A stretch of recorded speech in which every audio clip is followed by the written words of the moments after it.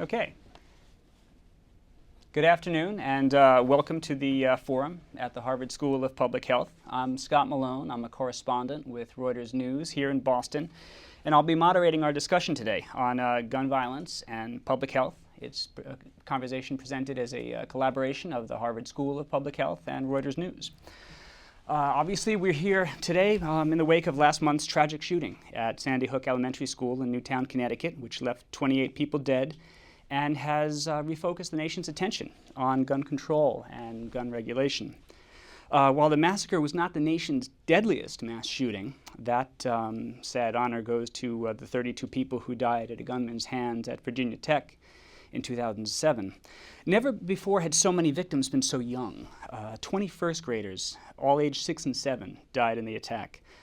The weapons shooter Adam Lanza used, an AR-15 type assault rifle, was legally purchased and registered to his mother, Nancy, who became his first victim.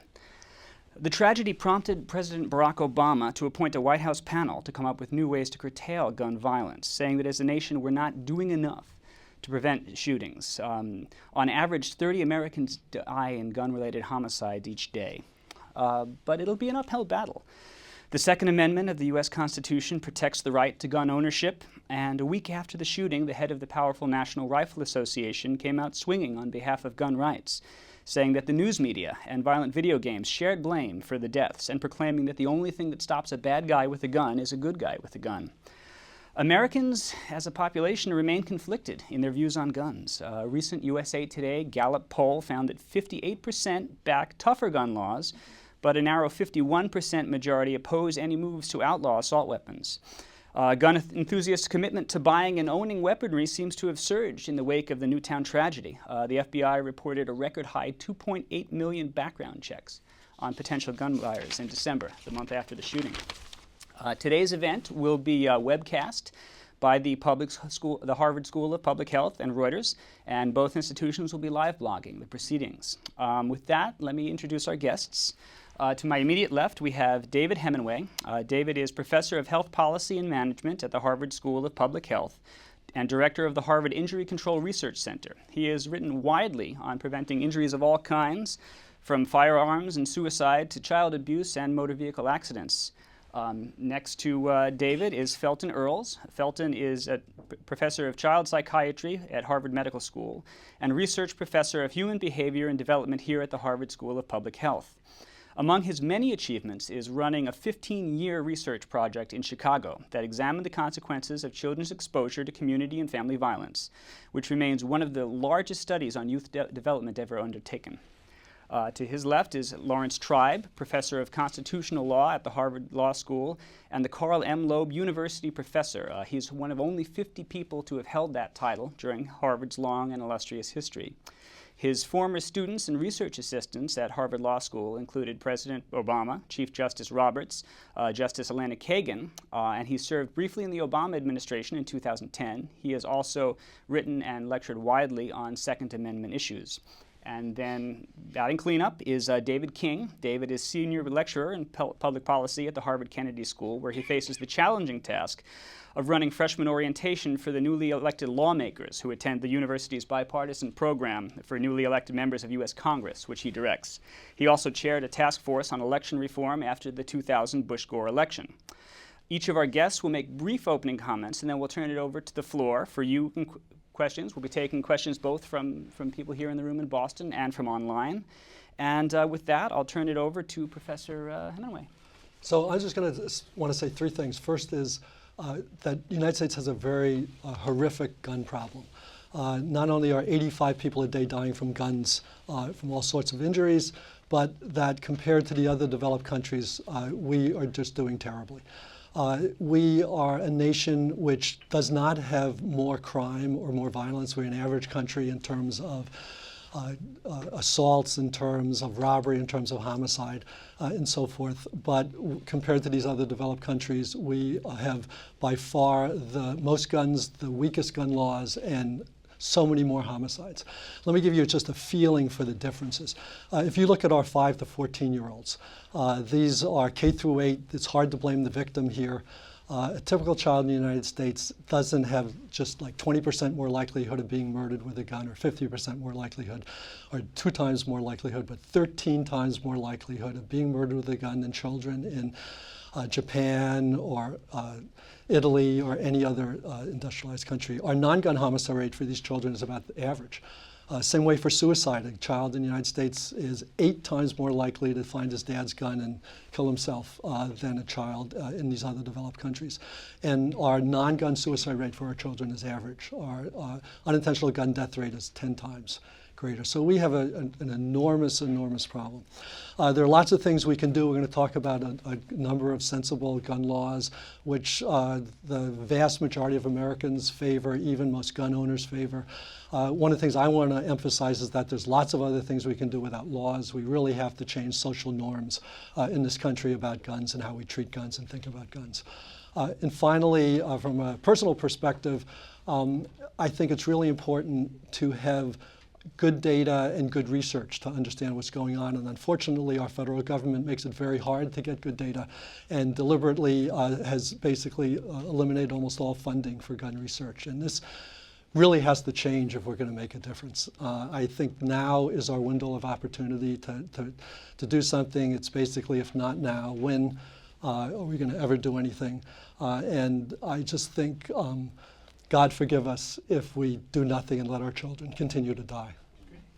Professor Earls? Well, my interest is similar to yours, the socialization of children and the integration of children in the larger society, and how norms and customs and traditions are passed on, how they're communicated, how they're passed on, how they're learned. I mean, what we know about violent behavior is that it's a learned behavior. It's not genetic. Doesn't originate someplace in the brain. It's reflected in the brain, the same way it's reflected in the spleen. But it's not caused by genes or brain mechanisms that drive this violent behavior. So I think that's a very important starting point. And over the past 4 or 5 decades, we've done a tremendous job of changing social norms on child abuse. We have very good data that child abuse and physical aggression towards children is a cause of those children becoming aggressive and depressed even. Now what we're doing is shifting the attention not away from child abuse, but towards, more broadly speaking, exposure to violence. We know how to measure it very carefully, and we know how to look for physical health as well as mental health consequences. So in the work I do, we've seen depression, aggression as consequences of exposure to violence. We've also seen obesity and asthma rates go up as a function of exposure to violence. Now, the integration part is that we're trying to get children's points of view about the culture in which they live in. And the occasions where we've had to have children in protected circumstances where they can talk about this have been extremely revealing. I mean, they know a lot about guns. They know a lot about violence. They know a lot about what motivates people, jealousy and revenge and so forth and so on. And so, just to conclude my brief remarks, this is a multi-generational problem. It's a whole society problem. And the gun laws are reflective of what goes on in the normative structure of the culture of the United States. And it's going to take generations, I think, to change it, but we're starting. We have to start. Professor Drab? Well, it may take generations to change it, but the window of opportunity may not last generations. And I strongly believe that we have such a window. It doesn't mean that I'm necessarily optimistic that in an otherwise paralyzed Congress with a very powerful National Rifle Association and with a very small minority that feels intensely that we ought not to impose any limits on firearms ownership or the ownership or taxation of artillery, we face a very uphill challenge.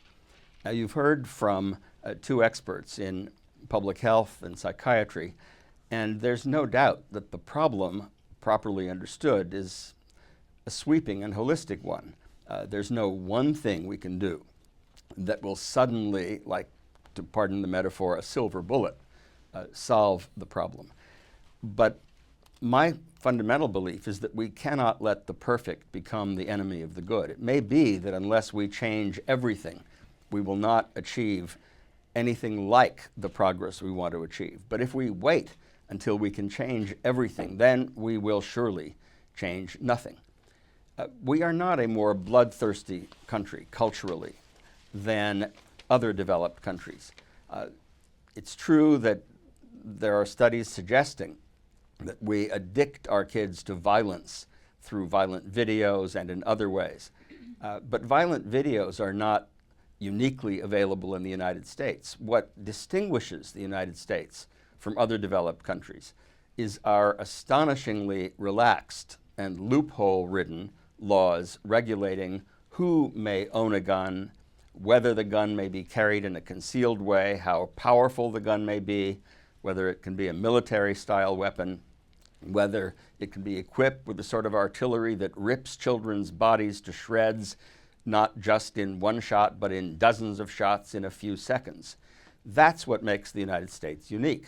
Now, some say it's unique constitutionally, that we alone have a constitutional right to own and carry firearms. But oddly enough, I think it's a mistake to blame our Constitution in general, or the Second Amendment in particular, or the Supreme Court's rather bizarre interpretation of the Second Amendment even more particularly for our current problem. If anything, I believe that we were handed an unintended gift in the fight for firearms regulation when the Supreme Court rendered its decisions in 2008 and 2010, affirming a widely held belief that the Second Amendment protects an individual right to bear arms and not simply a right to have an organized militia. I say that because it is no longer possible with any credibility for the NRA or those who say that any gun regulation will put us on a slippery slope at the bottom of which Big Brother will be knocking on your door and knocking your door down and ripping the guns from your homes. That can't be argued anymore. The Second Amendment provides a decisive response. The government is not constitutionally capable of disarming everybody, of taking away the right to have a handgun at home for self-defense. So that argument is gone, the slippery slope argument that we can't have sensible gun regulation because it will lead to senseless and tyrannical gun regulation. And that point might lead nicely into Professor Good. King and your experience with lawmakers. It's nice being here. I'm learning a lot, so I, in many ways, wish I could be out there in the audience with you as well. One word that you've all used in common is problem, problem, and problem. And in the world of politics, we usually live with conditions. And politics is often the art of turning a condition and redefining it as a problem. Child abuse was seen for a long time as a condition that government ought not to be involved in, until there was a crisis and a moment of opportunity where it was redefined as a problem in the late 1800s. We have a condition of gun violence. That's true. Is it a problem? Probably. Certainly it seems to be, and this is a window of opportunity for activists really to act. So one thing I want you to keep in mind is, what does it take for a condition to be redefined as a problem? There's a lot that we can say about that. I have two other things. One is the history of gun control legislation in the United States. The first 100 years or so of our 130 years of our country, these were focused at the state and at the very local levels.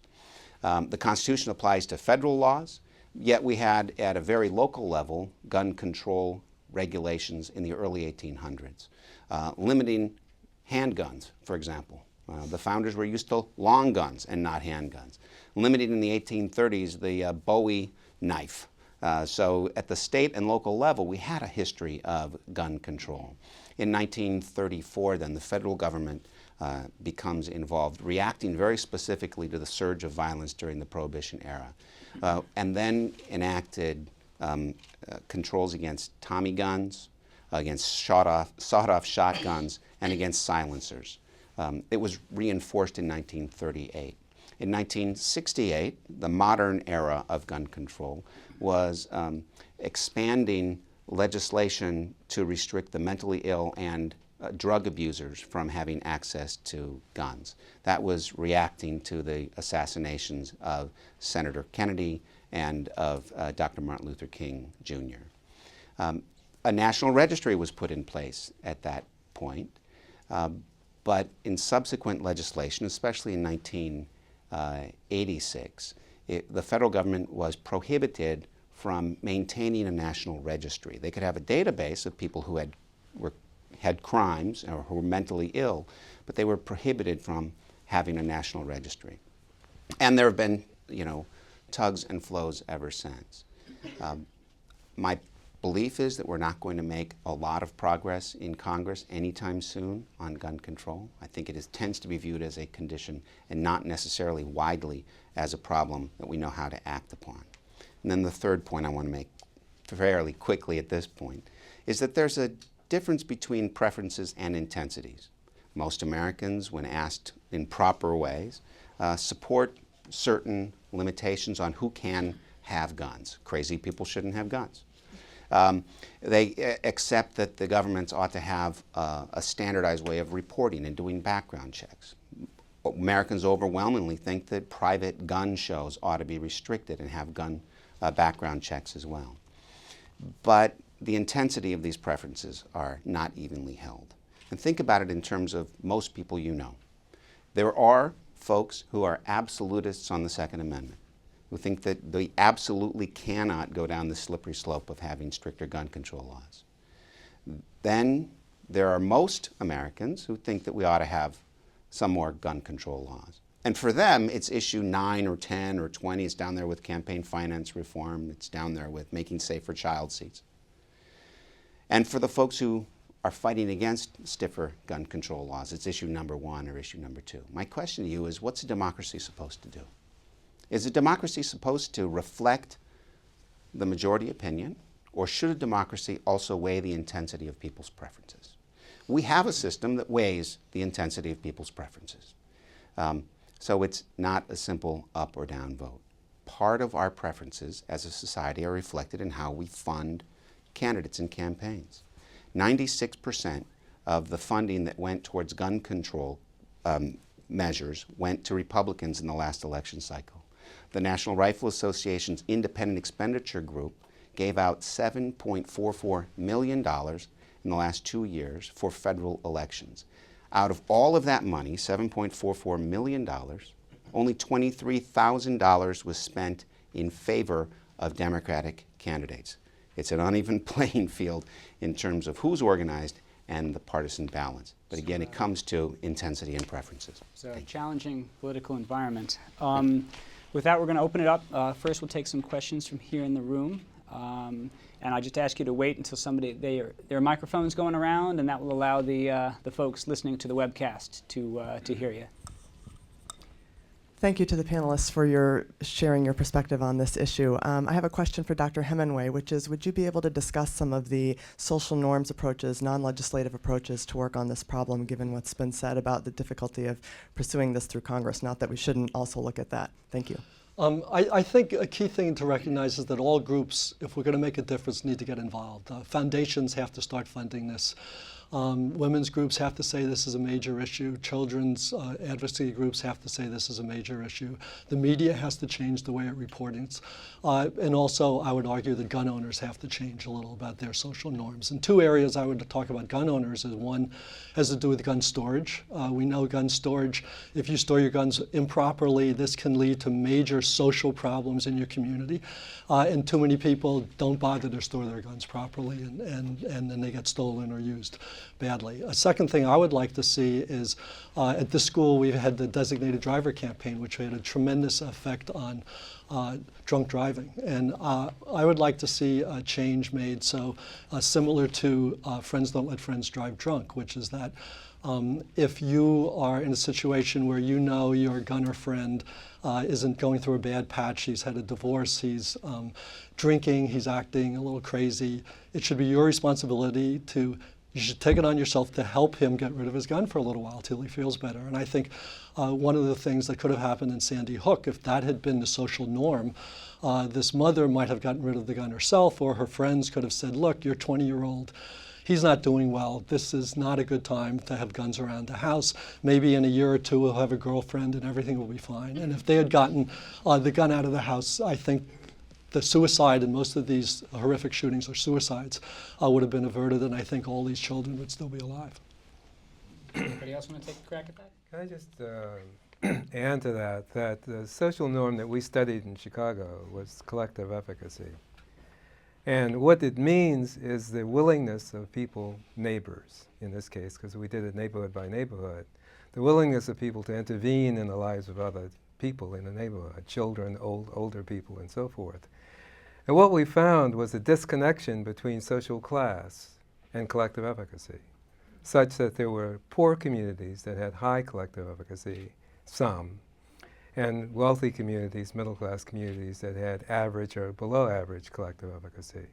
Collective efficacy turned out to be a better predictor of violence in those neighborhoods than any other characteristic we could find. So I think one social norm is around civic engagement and how to encourage that and how to promote that. I mean, we certainly said that after 9/11, look around, be alert, don't fail to report suspicious signs. That's part, I think, of a long-term strategy of community involvement and engagement. I still think we have to take advantage of the moment to the extent we can, however uphill it is. But I certainly agree that in the long term, the idea of neighbors noticing that neighbors have guns unsafely stored or strange kids who go with them to the firing range and saying something about it could make a long-term difference. And just to promote the research for 1 minute, because we have reliable, valid measures of collective efficacy, we could make a map, we did it of Chicago, of collective efficacy for the United States. It would have census tracts marked, and so forth, just like the weather map. Because people have also proposed having maps of homes with guns in them. And then there's a lot of pushback saying, I have a right not to be identified as a gun owner. And that's an interesting clash between sort of a right of privacy, the First Amendment, and the Second Amendment, all tangled up. I think we had another question in the audience here. You'll just wait for the microphone, ma'am. Okay. I am Israeli, and from the age of 18 and up, we all go to the army. I was in the army for 2 years. Mm-hmm. So we all held guns in our hand. What I learned in the army is how to use guns and when to use them, and also how not to use them and when not to use them. When you leave the army, you have to return the guns. And then if you want to hold one as a private citizen, there are licensing criteria. Would licensing criteria be consistent with gun control? This is one question. The other one is the kid who committed this kind of killing, he was an Asperger. Asperger syndrome is on the autistic spectrum, except that they learn very well. They get all A's and they are very quiet. And what Professor Ernst says, that violence is a learned behavior, but they are better learners than anybody else. They lack the social, emotional context. They cannot empathize, and they cannot really predict the consequences of their behavior. Typical Aspergers. So the mother. What? I'm just trying to follow the question that you're bringing up. So the question is whether when one gives a gun or provides a gun to a family, whether it's possible to check all the members of the family whether they have mental illness. So I mean, two very good and related questions. One, how good do we do of just having standards and licensing, and two, into the mental health issue. Does licensing touch on that? Well, the current licensing laws are almost useless. I mean, the registration requirements are ridden with exceptions. They don't apply to sales over the internet. They don't apply to gun shows. So universal requirements of registration are an absolute minimum.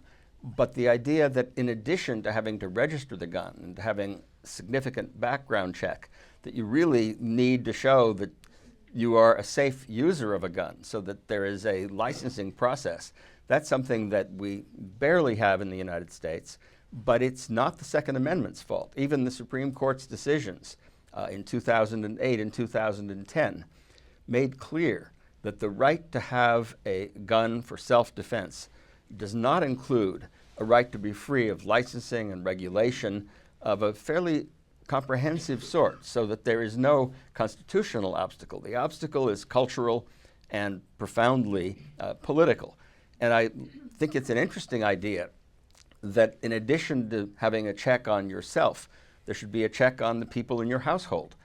They are the people who may well get the gun and engage in mass slaughter. It may be that Lenz's mother went through a check and that she was perfectly sane and normal and had no difficulties, but if the process also exposed things about her son, that would have been relevant. But I think on the other side, we also don't want to ostracize everybody with Asperger's or everyone who has seen a mental health professional. It's hard enough now to have people feel comfortable seeing the mental health professionals they ought to see. So I would resist the idea that we should have a national registry of people with Asperger's or people with mental health problems and a map of the kind you described with a sort of mental health distribution. So it's a very difficult balance. I would just say that virtually every other developed country has national licensure laws. We don't, but some states in the United States have very good laws. One of the problems for them is that crime guns move. And whereas that probably helps in terms of suicide because those guns don't move in accidents, but crime guns move, and they move from states with very weak laws to states with very strong laws. And it still helps to have a strong law, but it doesn't help as much as it would if we could get all the states to have reasonable laws. Just a comment that Asperger's the American psychiatrists have made Asperger's syndrome obsolete. So it's now part of autism spectrum disorder, not called Asperger's. And there's no heightened risk of suicide associated with Asperger's or autism. So we have to remember that this guy in Sandy Hook killed himself as well. Right. So these are related facts, but not contributing necessary. I think we're going to take a question from the online audience now. Thanks, Scott. We have a lot of people participating online, so I'm going to just try to give a flavor of where they're coming from. This is from someone in Sydney, Australia. After Australia's worst mass shooting in Port Arthur, Australia implemented a gun buyback program that I worked on. Even though it was clear that not all guns would be turned in, the long-term data shows that taking guns out of circulation has been associated with a significant reduction in gun-related deaths and injuries. My question is, are initiatives to reduce gun violence too often dismissed on the basis that they can't solve the whole problem? Why is it so hard to achieve acceptance of incremental improvements? I think the answer certainly is that many initiatives are dismissed because they will make only an incremental difference. And it's hard because the intensity of people who are afraid of any control exceeds the intensity of people who can get behind limited control.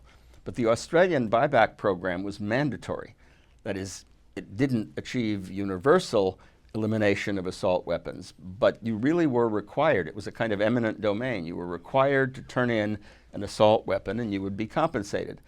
There is no chance that that would be enacted here, and indeed that's one of the sort of horribles in the parade that the people who resist gun control put in front of us. They say that whatever you do, it will be a step toward the government mandatorily confiscating everyone's guns.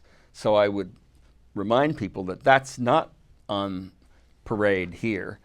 And without that mandatory buyback, it's not entirely clear how effective the Australian program would have been. one of the things I think, two of the points I would make about the Australian changes in policy, which included lots of other things, right, besides the buyback, was that it really was an incredibly successful policy. They haven't had a mass shooting since then. They had a lot before then. The other thing is the reason it could happen was because they responded to a mass shooting, and who responded was a conservative prime minister who stood up and said enough is enough. And I think in the United States we are waiting for a brave conservative Republican to step up and say enough is enough. We care more about our children than I care about the NRA's backing. And once that happens, there have been a couple. but I think those are conservative Democrats who have stepped up. No, there's enough. Okay. I just want to say something to the international folks in the online community. The U.S. is really quite exceptional in that we don't have a strong federal government on most of our regulatory issues.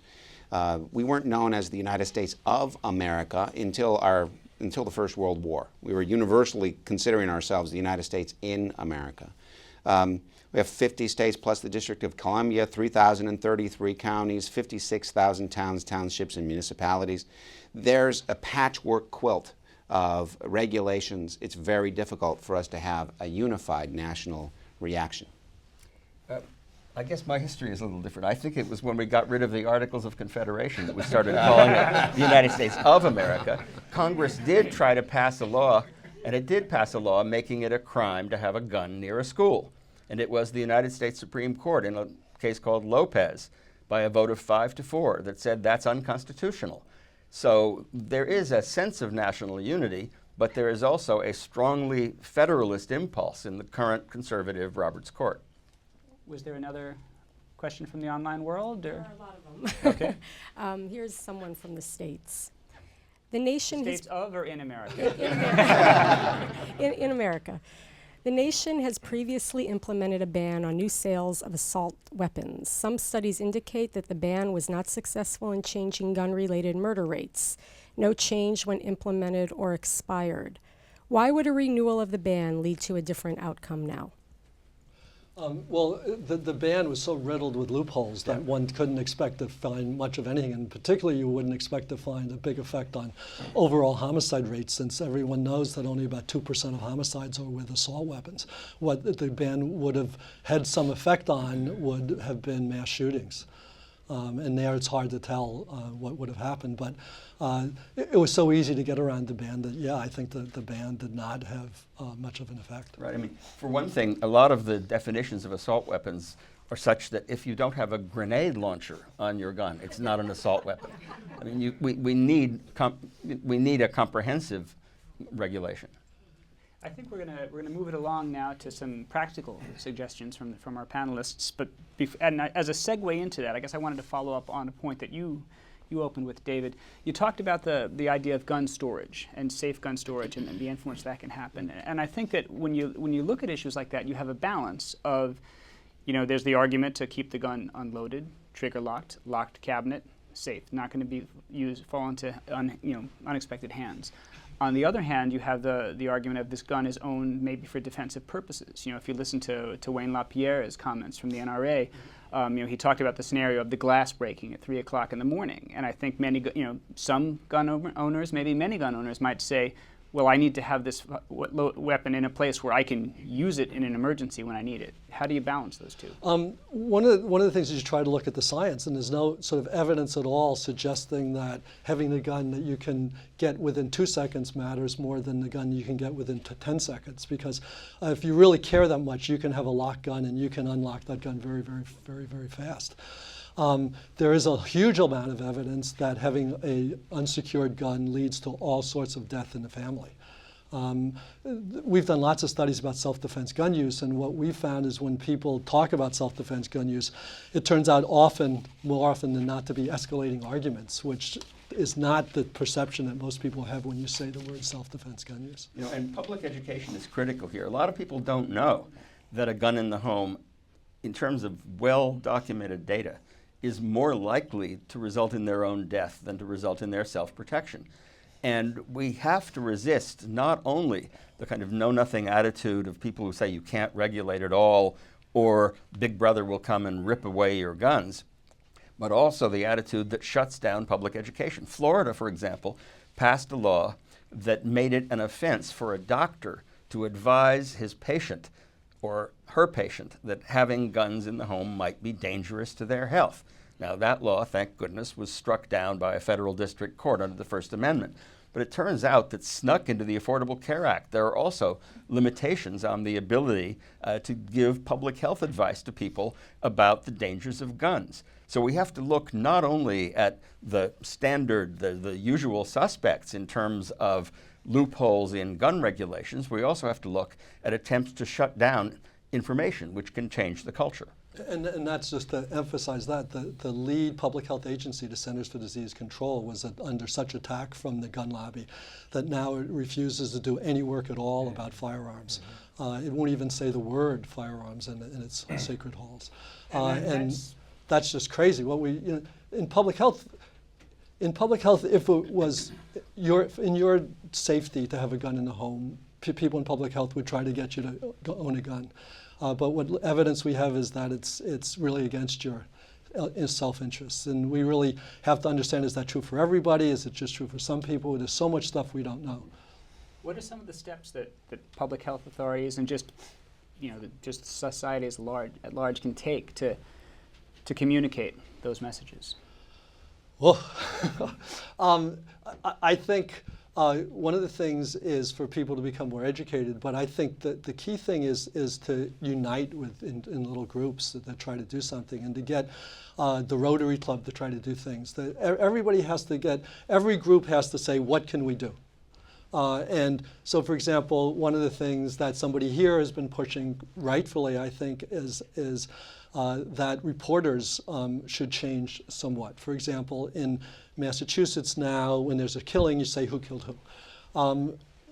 When there's a motor vehicle crash now, we talk about, was there alcohol involved, and were people wearing their seatbelts? And that says over and over again, these are normative things. You should not drink. You should always wear your seatbelt. Over and over, you see that. What we want to see in Boston is the reporters asking first, where did the gun come from? Not who shot whom, but why do these 17-year-old kids in the inner city have guns? They were not born with the guns.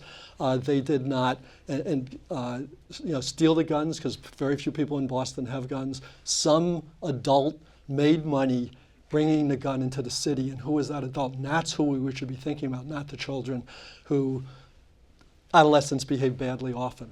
And let them fight with their fists, and then they'll grow up to be crazy people like we are. But don't let them kill each other.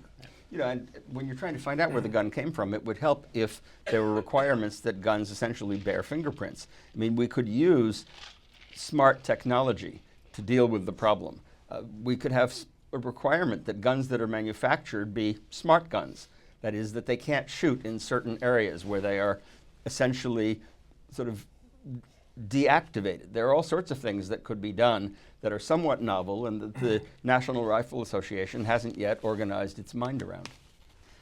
Professor Earls, one thing, I mean, in the wake of Newtown, there's been a lot of concern about children, everything from their exposure to violent television shows and video games, to just steps that can be taken to get them involved in the discussion, and to discuss their fears, to discuss what they're aware of, and to educate them. What are the sort of practical things that schools and parents and others can do to tackle this? Well, talking with children is very important, and I think it's important to talk to children in groups, not just one-on-one, because groups facilitate trust and openness and communicating things that you might not want to say just to your parents.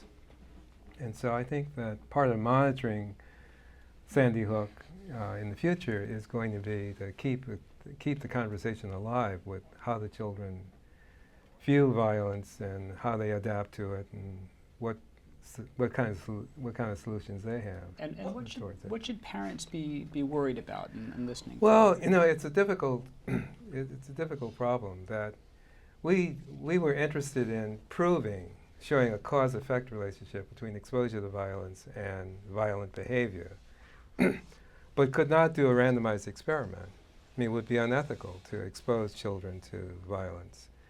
So we did something called a propensity stratification analysis, where we matched children on 150 variables.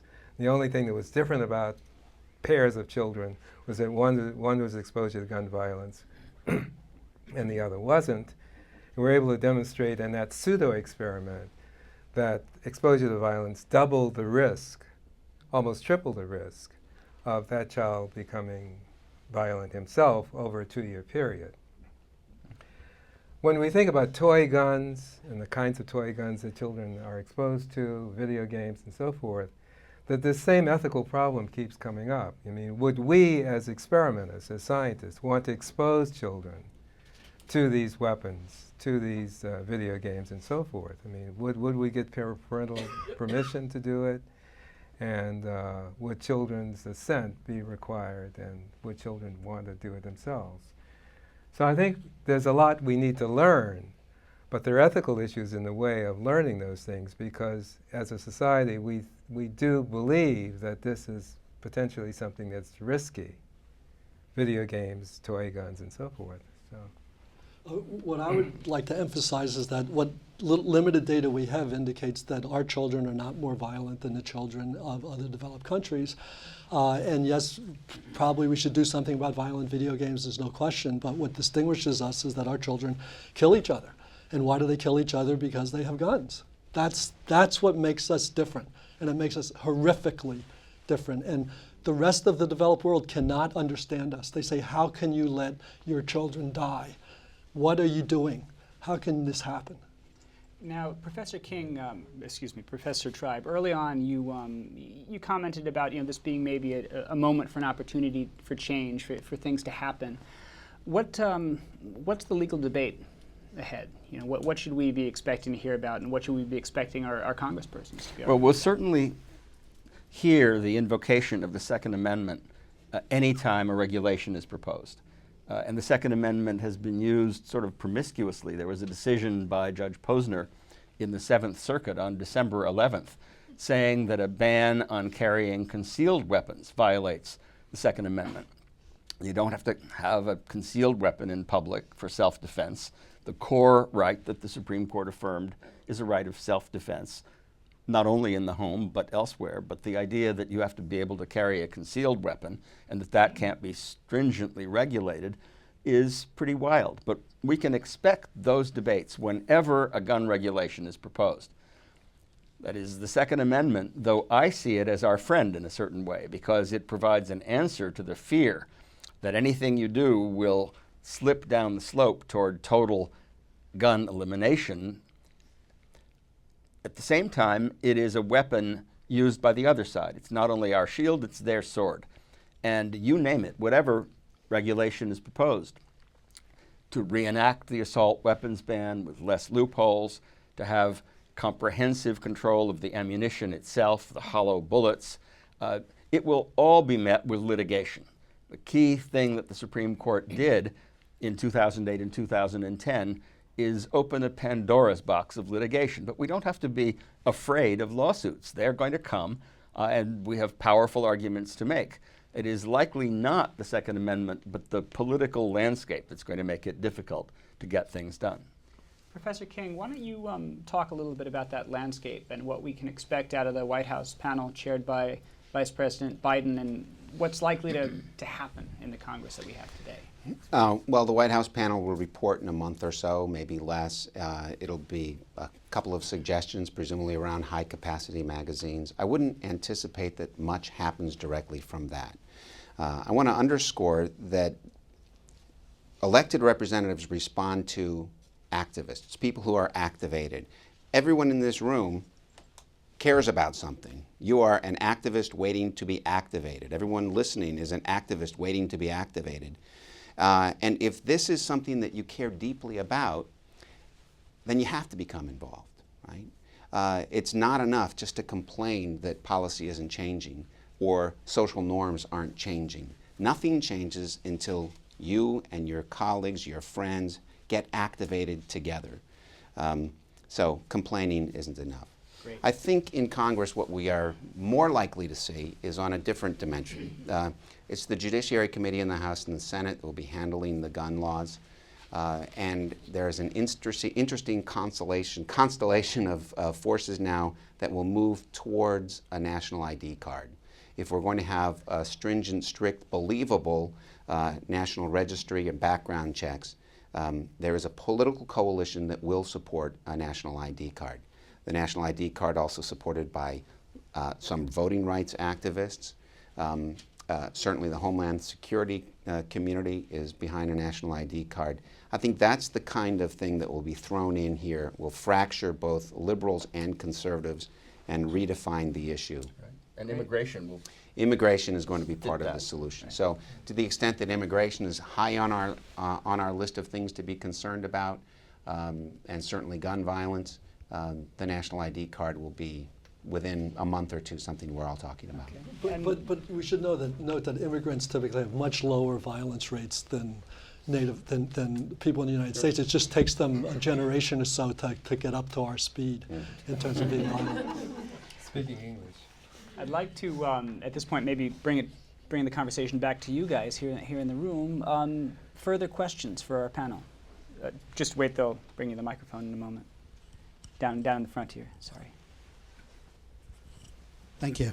I really like the idea that was brought up about the role of media and covering crime. I want to just address maybe to the moderator the question of the role of media in covering the debate. The debate is often viewed as two sides, the NRA and gun control, but what we really have is the NRA, which is a gun manufacturers association, if you look at their actual funding, and everyone else on the other side. You have the police, you have public health, you have this whole side, but it's seen as two equal sides. And related to that is how reporters, and maybe it's a question of people getting up to speed because they haven't been covering it, actually cover research. This morning, and not to pick on one media outlet, but this morning on NPR I heard a report where the reporter, and then it was backed up by the host, said, well, no study has ever shown that any gun control legislation has had any impact, yet we're still talking about them. Clearly a talking point directly from the NRA. How is this, in so-called liberal media, considered an acceptable way to cover the story? Well, I won't presume to weigh in on behalf of the media, but rather turn the spotlight on back to you guys. What are we doing wrong as the press? What can we be doing better in covering this? So one of the big things the press does is always wanted to make it a he said, she said. And that's what they used to do with climate change. And I think in terms of the gun debate, there's really two people who are cited continuously who aren't very good researchers on one side, and then you have 200 people on the other side, and you're sort of one-on-one. And it's like, no, this is not what the research is showing. This gives a very distorted view of we don't really know anything and we know a lot. And schools of journalism obviously have some responsibility here. Their sense of neutrality is, someone says the earth is flat. Well, there's a flat earth society and then there are the others. But there is sometimes a truth of the matter. And the NRA, interestingly, the members of the NRA are in favor of all sorts of gun control. It's the leadership and the alliance between the leadership and the gun manufacturers. It was in 2005 that a law was passed immunizing the gun manufacturers from tort liability for the health costs that they impose on society. It's not so clear where Congress got the authority to pass that law. Maybe we should take advantage of the states' rights Supreme Court to challenge that law. Another one from the audience? Maybe we'll go to this side of the room. There's been a lot of focus on regulation and on changing social norms, and Professor Tribe had mentioned that in the ACO, for example, there are limitations on what healthcare providers can do in terms of education. But one of the things that really strikes me is the cost associated with gun violence, and the cost both directly in terms of treating injuries, but also the long-term costs in terms of the impact of trauma on individuals, on communities, and how those lead to other health outcomes. So right now, as we're in an environment There's a great focus on reducing costs and how we can reduce healthcare costs, how we can reduce costs across the board. Is there an opportunity to make that a greater part of the debate and to provide extra ammunition for those who are proponents of gun control to talk about how we can actually have a tremendous cost savings while also respecting. So essentially, do we take and pull it into the budget debate? Everyone wants pull to it talk into budget. exactly. Talk budget. Is there a budgetary implication? Sort of yes and no. The problem is a lot of the real costs aren't directly borne by the people who are making the decisions. And so street crime really has a horrible effect on everybody in the community. And so your kids don't go out and they get obese, but it's going to be a long-term effect that now you have fatter kids because they're afraid to go out and they don't get any exercise. You're not going to see that sort of immediately. The medical costs of gun violence aren't that great because a lot of people die, and that's the cost of very little. So the medical costs, aren't zero, but compared to the cost of treating the elderly, it's minuscule. But what the real costs are is on society, where you can destroy whole communities, and then you can destroy the tax base in those communities and so forth. But that's, again, it's hard for the federal government to see that effect immediately. Well, a good analogy is early childhood education. There have been numerous studies now that have reported the investment in early childhood education results in not only healthier children who learn better, but children who are less violent and less delinquent. So taking that as an economic issue, it would be interesting to apply the same economic thinking to your question. You can't quantify everything. And in our society, we've gotten used to the idea that sort of if you can't put a number on it, it isn't real. But a lot of the most severe costs are costs that really can't be measured in dollars and cents. You slaughter 20 children. What did that cost the country? The tragedy, the grief.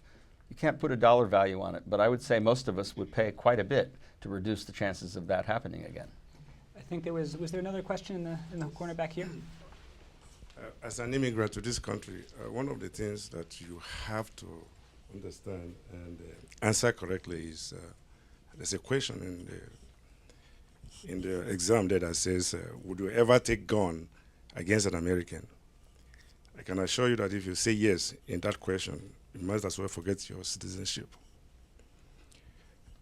Japanese constitution was drafted or extracted from American constitution. And in their treaties, they say that no Japanese should take gun against the citizen or against themselves. I don't remember reading that there have been any violence. I've never been to Japan. I don't know whether I will ever go there. But I've never remembered or seen where a Japanese has actually taken a gun and shot another Japanese. The killing of 20 children in Connecticut is a very devastating situation. The question I have, there are three questions. What is going on? Who and why? The what is answered because we know it's gone. The who is the people that take the gun against themselves or against innocent children. The third question is why. Why is NRA more powerful than the American Constitution? I guess that's my question. Why? Why can't NRA be regulated? Okay, good question. The NRA, why do they wield the influence they do? And what about his point of earlier of should we look at the NRA? Any other trade organization you tend to cover as a journalist as a representative of an industry. And is the NRA a membership organization, an activist grassroots organization? Is it a trade group? Is it a hybrid of the two? How should we be thinking about that? Well, the NRA is a membership-based organization, but the membership costs are subsidized by gun manufacturers, no question about that.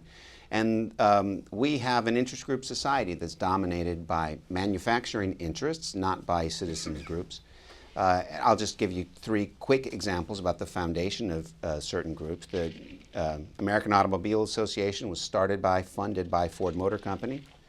The American Association of Retired People, AARP, was funded by Colonial Penn Life Insurance Company. They've emerged into being different things, The National Rifle Association began in a very infant way in 1871, funded by the Department of the Army. And then after the Spanish-American War, where marksmanship was a real problem, especially among young men from urban areas, the Department of the Army flooded the National Rifle Association and created marksmanship schools in urban areas such that there were at least 200 of them by 1903. So where groups start is a very interesting question. Now, why aren't there groups out there to oppose the National Rifle Association? It's hard to get people organized in that way. It's about money. I mean, the First Amendment, as it has been construed by this Supreme Court, is more to blame than the Second Amendment. That is, it's Citizens United and all that it represents. It is the fact that money talks.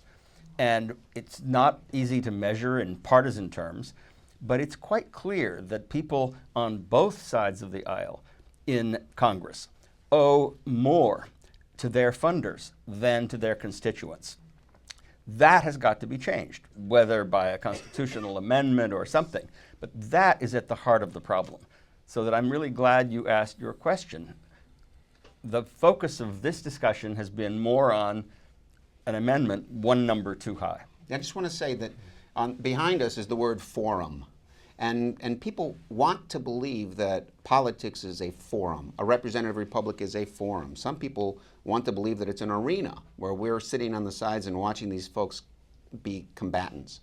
But very often, especially with large interest groups, we are not a forum, we are not an arena. Politics is a market, and it's an unfair marketplace. I think we have time for one more in the room here. I'll take.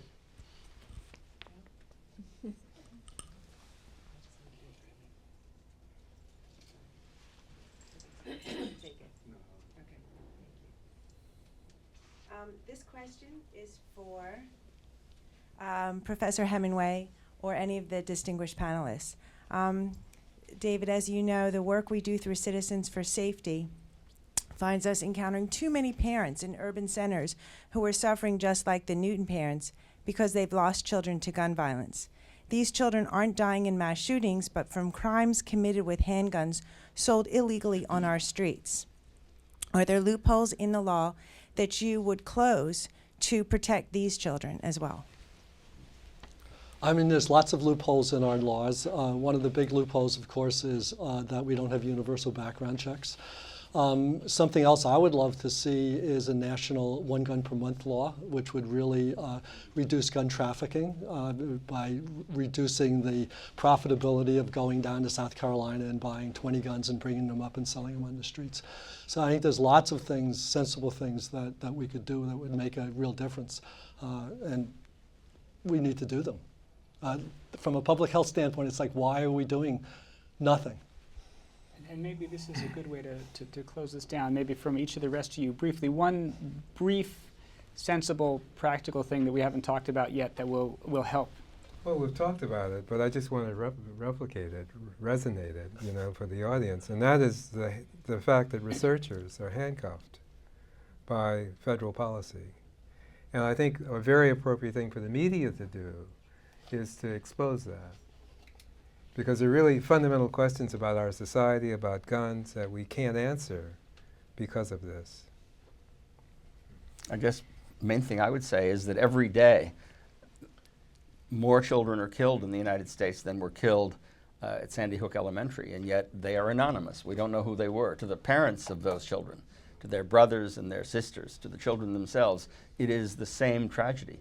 And I wish that our media would take it as a sacred responsibility to bring those individual tragedies to light so that we don't have to wait until another Sandy Hook before we have another moment of opportunity. And I guess I would close by noticing that most of the vitality in American democracy is at the local level, to some extent at the state level. We have 535 members of the Congress. We have a president and a vice president. But across the country, does anyone want to guess how many elected officials, not appointed, but elected officials we have? 20,000, something like that. 511,000 elected officials in the United States. Order of magnitude off. They're your neighbors. Close enough. They're your neighbors. They're your friends. They're people you went to school with.